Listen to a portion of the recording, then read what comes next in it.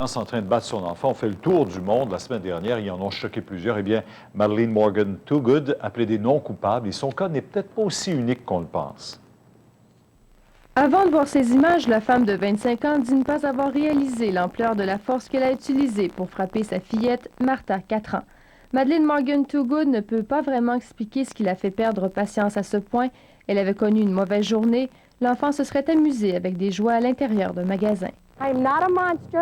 Même si des scènes semblables sont rarement filmées, les parents violents rarement inculpés, il n'en demeure pas moins que plusieurs perdent le contrôle à un moment ou l'autre. Ici, au Québec, une étude menée en 1999 révèle que sur une période d'1 an, 79 % des mères avouent avoir utilisé une forme de violence psychologique à au moins une reprise, comme crier ou sacrer devant son enfant. Près de la moitié ont employé la violence physique, mais de façon mineure, comme pincer l'enfant, lui taper sur les fesses ou secouer un enfant de plus de 2 ans.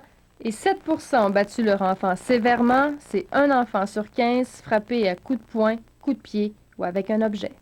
Je pense que ça peut arriver à n'importe qui. C'est une accumulation, une situation qui devient à un niveau de stress élevé. Il y a quelque chose qui est plus là pour nous retenir d'agir et sans aller jusque-là, de crier, de donner une tape.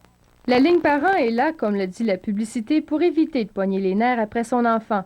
On y reçoit 50 appels par jour, à 85 % des appels de femmes.